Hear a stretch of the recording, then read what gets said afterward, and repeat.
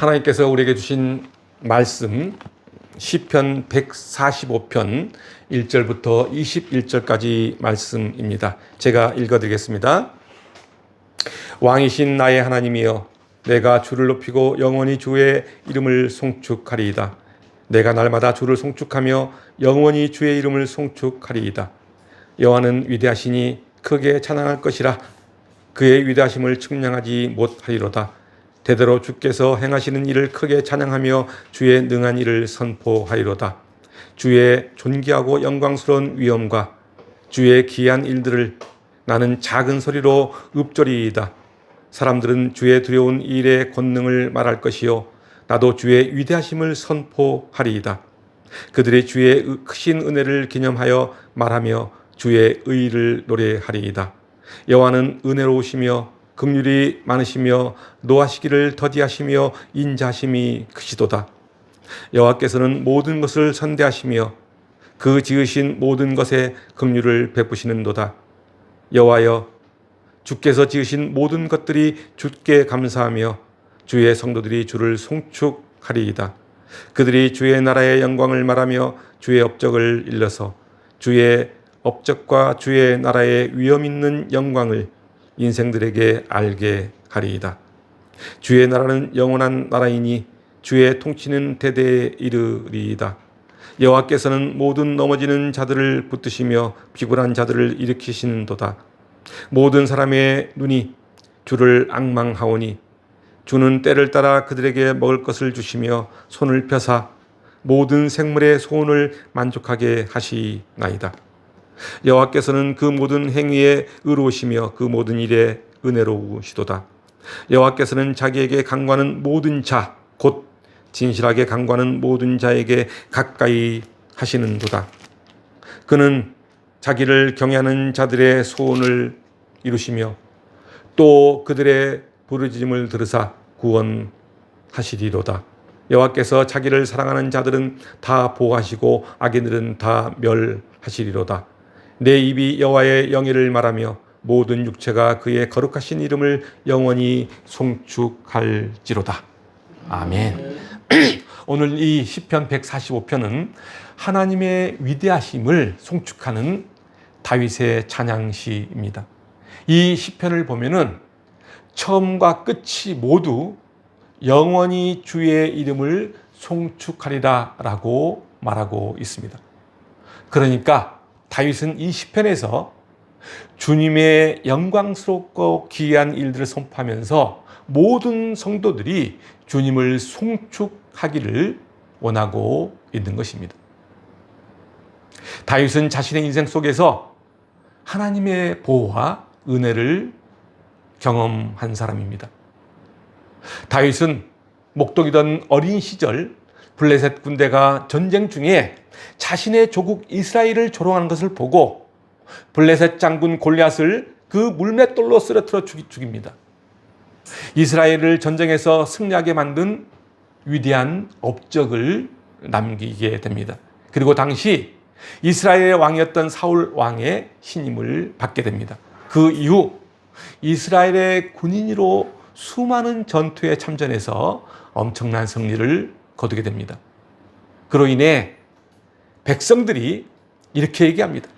사울은 전쟁에서 1000명을 죽였지만은 다윗은 10,000명을 죽였다며 다윗의 업적을 더 칭송합니다.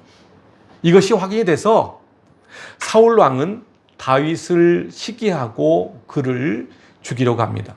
결국 다윗은 사울 왕을 피해 도망자의 신세가 되고 그 인생은 엄청난 고난 속에 빠져들게 됩니다.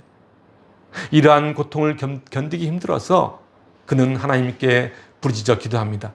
그 간절한 부르짖음이 시편에 여러 번 등장하는 것을 우리는 볼 수 있습니다. 한번 보겠습니다. 시편 18편 4절과 5절 말씀입니다. 사망의 줄이 나를 얽고 불의의 창수가 나를 두렵게 하였으며 수월의 줄이 나를 두르고 사망의 올무가 내가 이르렀도다. 이 부르짖음은 사울의 추적 때문에 항상 죽음을 눈앞에 두었던 다윗이 하나님께 그 고통을 호소하는 장면입니다. 그리고 시편 31편 9절에서는 이렇게 또 호소하고 있습니다. 여호와여, 내가 고통 중에 있사오니 내게 은혜를 베푸소서. 내가 근심 때문에 눈과 영혼과 몸이 쇠하였다고 호소하고 있습니다. 자신의 모든 육체와 영혼까지 쇠약해졌다는 것입니다. 그러면서 또 이렇게 호소합니다. 시편 39편 8절 말씀입니다. 나를 모든 죄에서 건지시며 우매한 자에게서 욕을 당하지 아니하게 하소서. 그리고 시편 119편 134절에서도 이렇게 호소합니다. 사람의 박해에서 나를 구원하소서. 다윗은 고난 중에 정말 열심히 하나님께 부르짖으며 이렇게 호소하고 있는 것입니다. 이렇게 고난 속에 하나님께 간절히 부르짖고 있는 다윗의 모습이 어쩌면은 너무나 처절해 보이기까지 합니다. 고난 가운데서도 하나님의 사랑과 은혜를 찬양하면서 나아가는 그 다윗의 모습은 우리에게 커다란 울림을 주고 있습니다. 비록 자신이 고난 가운데 있지만은 이런 상황 가운데서도 다윗은 하나님을 바라보며 하나님께 찬양하는 모습입니다. 그 찬양을 한번 들어보도록 하겠습니다. 시편 23편 4절부터 6절까지 말씀입니다. 내가 사망의 음침한 골짜기로 다닐지라도 해를 두려워하지 않을 것은 주께서 나와 함께 하심이라. 주의 지팡이와 막대기가 나를 안위하시나이다. 주께서 내 원수의 목전에서 내게 상을 차려주시고 기름을 내 머리에 부으셨으니 내 잔이 넘치나이다. 내 평생의 선하심과 인자심이 반드시 나를 따르니 내가 여호와의 집에 영원히 살겠다고 고백하고 있습니다. 그렇습니다. 내가 지금 죽음의 골짜기를 걷고 있다 할지라도 하나님이 나와 함께 하시며 자신을 보호하고 있기에 두려울 것이 없다는 것입니다. 자신을 온전히 하나님께 맡기고 나아가는 다윗의 모습을 우리는 볼 수 있습니다. 그리고 시편 40편 2절에서는 또 이렇게 기도합니다. 나를 기가 막힐 웅덩이와 수렁에서 끌어올리시고 내 발을 반석 위에 두사 내 걸음을 견고하게 하셨다고 기도합니다. 그리고 또 시편 69편 1절과 2절에서는 이렇게 고백합니다. 하나님이여, 나를 구원하소서. 물들이 내 영혼에까지 흘러 들어왔나이다. 나는 설 곳이 없는 깊은 수렁에 빠지며 깊은 물에 들어가니 큰 물이 내게 넘치나이다. 고난 속에서 힘이 들고 두려움이 몰려와도 다윗은 여전히 하나님을 찬양하며 그 은혜에 감사하고 있습니다. 그는 급박하고 죽을 수밖에 없는 상황에 처하기도 했고 불안한 환경에 처할 때도 많았지만 그럴 때마다 그는 오직 하나님만을 바라보았던 것입니다. 하나님만이 자신을 건지시고 정의로 심판하실 것임을 고백하면서 나아갔던 것입니다. 그렇습니다. 다윗은 하나님께 의지하고 하나님을 찬양하며 하나님께 감사로 나아가는 삶을 살았던 사람입니다.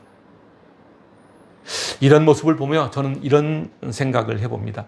우리의 삶이 불안하고 또 고통 중에 놓여 있고 고난 중에 놓여 있고 좀 불안하고 두려운 어떤 환경에 놓여 있을지라도, 그리고 더 나아가서 엄청난 고난 속에 있을지라도 다윗과 같은 자세로 하나님만을 의지하며 하나님의 뜻에 합당한 삶을 살 수 있느냐 하는 생각을 저는 해 보았습니다. 과연 그럴 수 있을까? 과연 하나님만을 의지하며 살 수 있을까? 저는 고백하건대 자신이 없습니다. 우리 모두는 인생을 살면서 한 가지 이상의 소원을 가지고 살아갑니다. 여러분의 소원은 무엇입니까?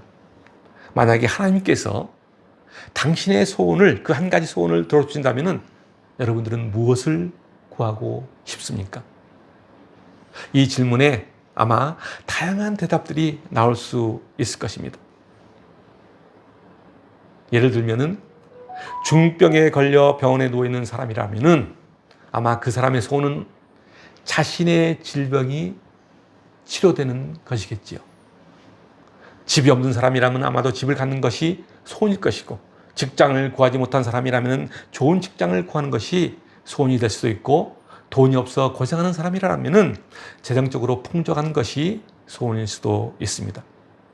크든 적든 소소한 것이든 사소한 것이든 그 어떤 것이든 간에 각자의 소원은 그 사람이 처한 현재의 어려움을 극복하는 것이라고 저는 생각해 봅니다.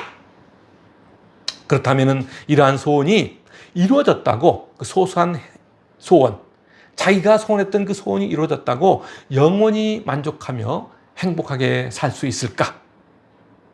평생 만족하며 살 수 있을까? 그렇지 않을 것입니다. 한 소원이 이루어지면은 또 다른 소원이 생기게 마련이고, 계속해서 우리들은 그 소원을 쫓아가며 평생을 살아가는 것이 아닌가 하는 생각을 해봅니다. 이런 삶이 바로 세상적인 삶이라고 할 수 있습니다. 땅의 것만을 추구하는 소원, 세상적인 만족과 자기 자신만을 위한 소원은 결코 우리들을 온전한 만족으로 이끌 수 없습니다. 우리가 살면서 소소하고 작은 행복을 주는 세상적인 소원도 필요하지만은 하나님을 믿는 사람들의 소원은 달라야 한다고 저는 봅니다. 그렇다면 하나님을 믿는 사람들은 어떤 소원을 바라며 기도해야 할까요? 우리는 영원한 소원을 마음에 품고 살아가야 합니다. 그것을 바라며 기도하고 나아가야 합니다.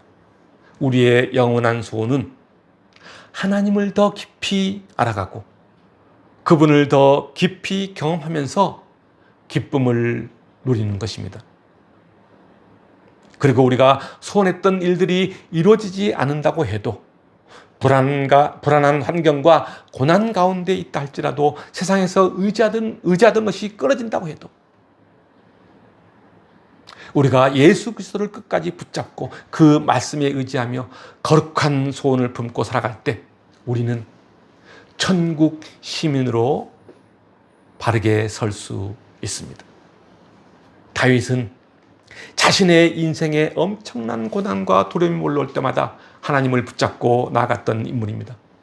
오늘 본문은 다윗이 이스라엘의 왕이 되고 난 후 자신이 왕이 아니고 하나님이 왕이심을 찬양하고 있습니다. 그러니까 다윗은 이스라엘과 만 백성의 왕이신 하나님이 얼마나 위대하시고 큰 은혜를 베푸시는 왕인지를 모든 백성들이 알기를 원하고, 또 그 모든 백성이 그에 합당한 찬양에 동참하기를 원하고 있습니다. 오늘 본문 1절을 보면 다윗은 이렇게 고백합니다. 왕이신 나의 하나님이여, 내가 주를 높이고 영원히 주의 이름을 송축한다고 고백합니다. 하나님이 왕이라는 것입니다. 하나님을 높이고 그 이름을 송축한다는 것입니다. 우리가 알고 있듯이 다윗이 당시 이스라엘의 왕이었습니다. 그는 이스라엘 왕 중에서도 가장 많은 존경을 받은 인물이었고, 또한 수많은 업적을 이룬 왕이었습니다. 그는 이스라엘 왕 중에 왕이라 불릴 정도로 백성들로부터 찬사와 칭송을 받은 인물이기도 합니다. 그런데 그가 하나님을 향하여 뭐라고 하고 있죠? 왕이신 나의 하나님이라고 부르고 있습니다. 여러분, 다윗이 이렇게 부르고 있는 이유가 무엇일까요? 그것은 이 땅의 진정한 왕, 유일한 왕은 하나님이심을 알고 있기 때문입니다. 그렇습니다. 다윗은 하나님을 자신의 주요 왕으로 고백하며 하나님의 뜻에 부합되고 하나님을 기쁘게 하는 통치를 이루기 위해서 충성을 다한 인물입니다. 다윗은 하나님 앞에서 자신을 철저히 낮추고 순종하면서 하나님 말을 높여드리는 자세로 살아왔던 사람입니다. 이러한 삶이 그를 하나님의 축복과 은혜를 누리게 만들었고 많은 신앙인들에게 모범이 되었던 것입니다.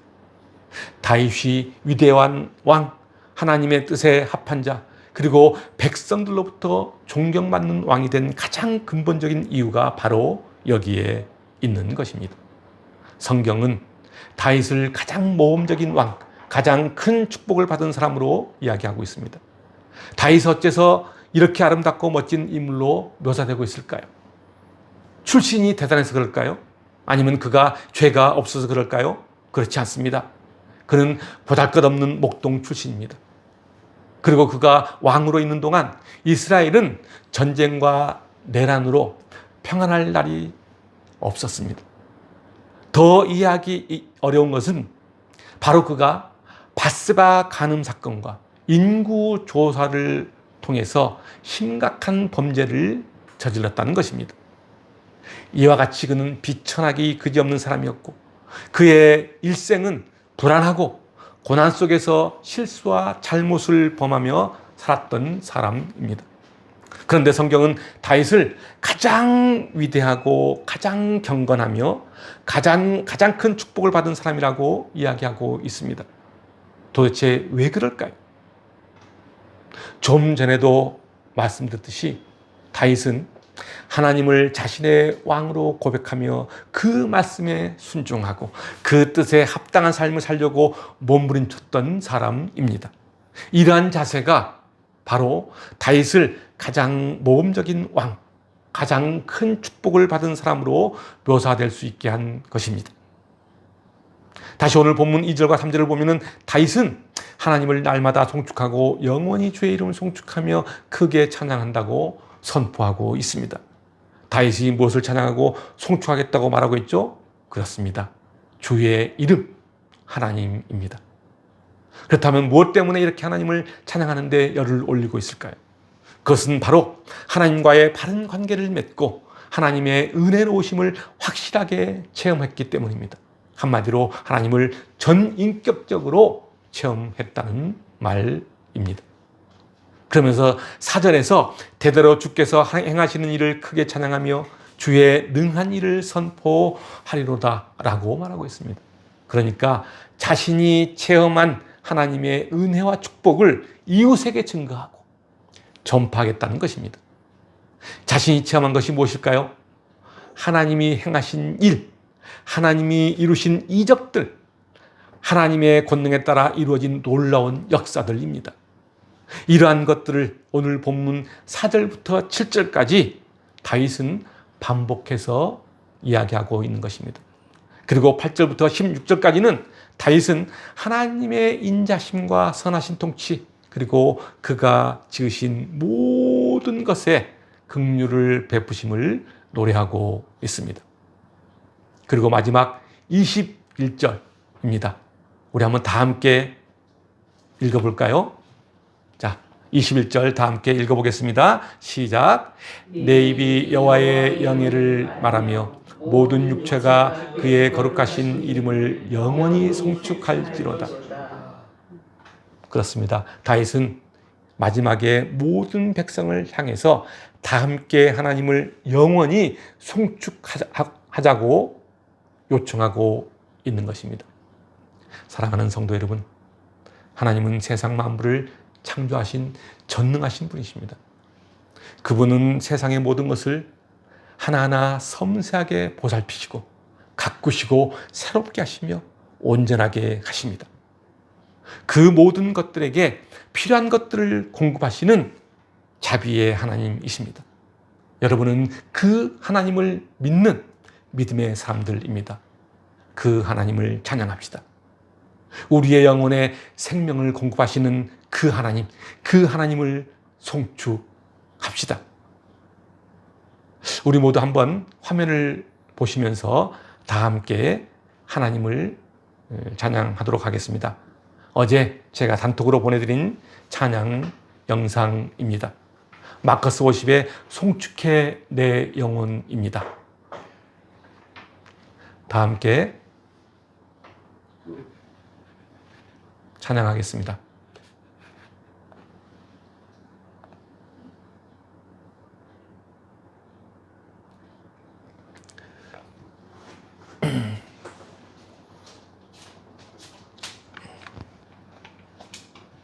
화면을 눌러주시면 됩니다.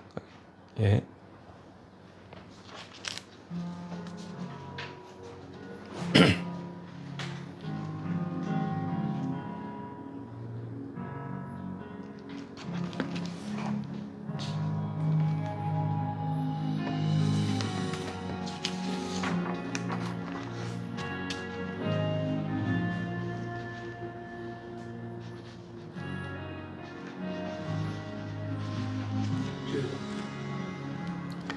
송축해 내 영혼 내 영혼아 거룩하신 이름. 다시 화면을 좀 잘해서.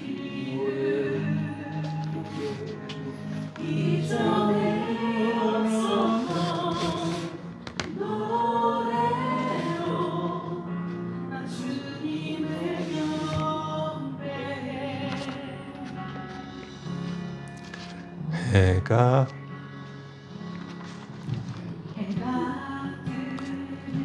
새 아침 밝았네. 이제 다시 주님 찬양.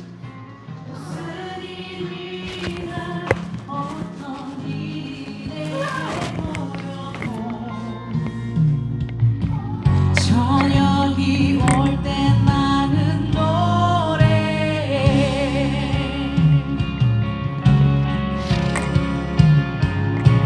송축해 내 영혼 내 영혼아 거룩하신 이름. 이전에 없었던 노래로 나 주님을 경배해. 우리 하나님은 어떠한 분이실까요? 노하기를 더디하시는 주, 그의 크신 사랑 넘치네.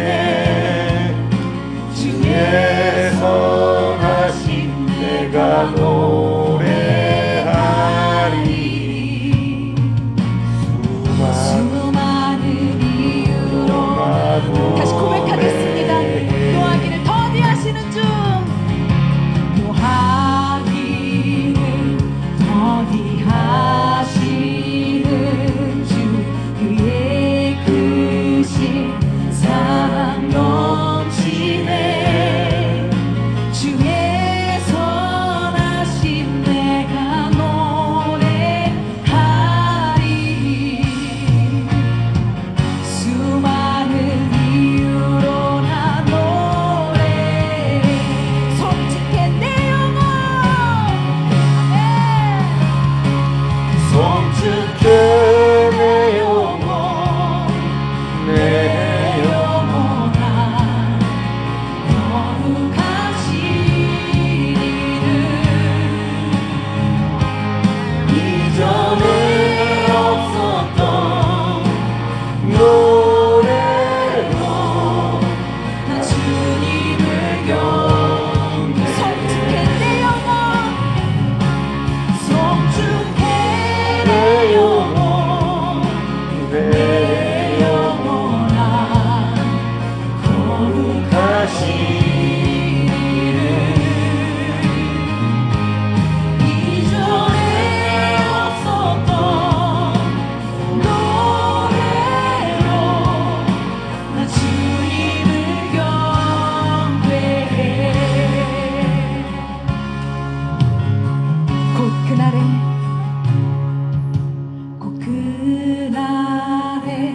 나의 힘 다하고 나의 삶의 여정 마칠 때 끝없는 찬양 나 드리리라.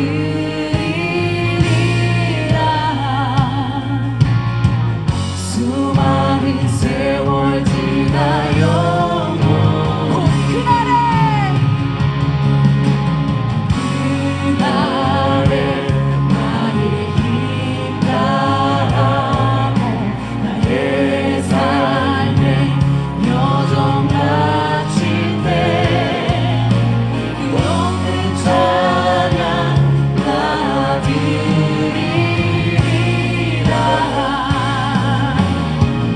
수많은 세월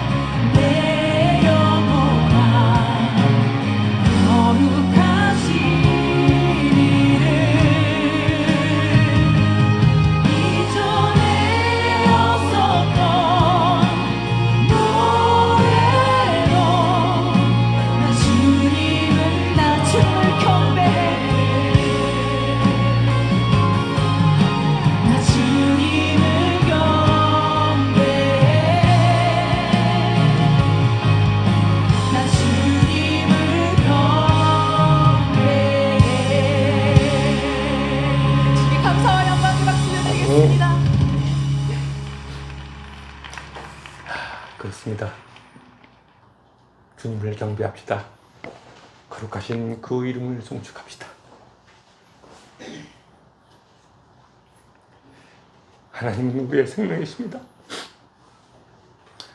하나님은 우리의 사정을 너무나도 잘 아십니다. 하나님을 송축합니다. 여러분 모두가 주님을 송축함으로 영원한 저 천국의 기쁨을 누리시길 주님의 이름으로 축원드립니다. 아멘. 기도하겠습니다.